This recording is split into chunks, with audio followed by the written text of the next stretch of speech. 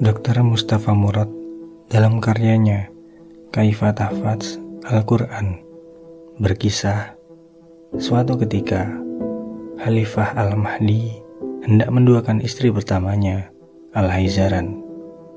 Terbesit dalam dirinya untuk menyampaikan keinginan itu kepada sang istri, tapi selalu urung. Sang Khalifah menunggu momen yang tepat.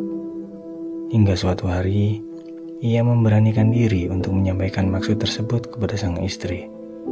Dengan tegas, sang istri menolak rencana itu. "Kamu tidak boleh menduakan aku." Beliau pun bersikukuh tetap ingin berpoligami. "Boleh, kenapa tidak boleh?" Sang istri diam.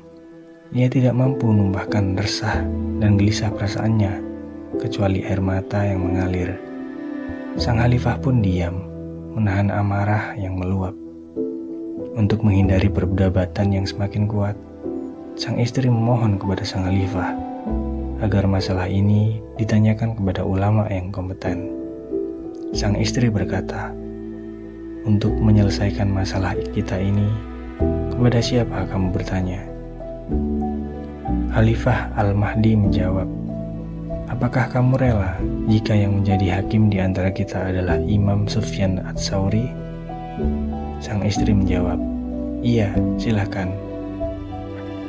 Sang Khalifah pun kemudian menyuruh pengawalnya untuk mencari dan mendatangkan Imam Sufyan Ats-Tsauri ke istananya.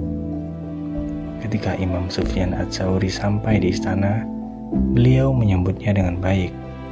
Tanpa basa-basi, ia pun memulai percakapannya langsung pada titik permasalahan. Sang Khalifah berkata, "Wahai Sufyan Ats-Tsauri, sesungguhnya ibu dari Al-Rasyid ini menyatakan bahwa aku tidak boleh berpoligami, memadunya. Sementara Allah berfirman dalam surat An-Nisa ayat ketiga, "Fankihu ma toba lakum minan nisa'i masna wa sulasa wa ruba'a." Maka nikahilah perempuan lain yang kamu senangi, 2, 3, atau 4. Kemudian sang Khalifah diam sejenak. Ia tidak melanjutkan ayat itu. Kemudian Imam Sufyan Ats-Tsauri berkata kepada sang Khalifah, "Lanjutkan ayatnya, wahai Khalifah. Fa in khiftum alla taqdilu fawahidatan." Yang artinya, maka jika kamu khawatir tidak akan mampu berlaku adil, maka nikahilah seorang saja. Sementara kamu saat ini tidak mampu berlaku adil, maka tidak boleh bagimu berpoligami, ujar Imam Sufyan Ats-Tsauri. Jawaban Imam Sufyan Ats-Tsauri ini membuat Al-Mahdi diam tidak berkutik. Menusuk kalbunya dalam-dalam, menumbuhkan rasa resah tak beraturan. Sang istri pun sumringah. Paras cantiknya tampak dengan senyuman yang tersungging di bibirnya. Kepedihan yang semula ia rasakan telah tersirami oleh jawaban seorang alim yang adil. Sebaliknya, sang Khalifah berpasang muka masam dan berpaling dari istrinya.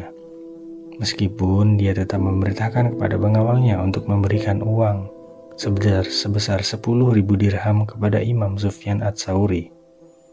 Rupanya, sang Khalifah kecele. Ayat yang ia pakai untuk membenarkan praktik poligami ternyata di saat yang sama justru juga menjadi dasar untuk menghalanginya menikah lagi. Wallahu a'lam.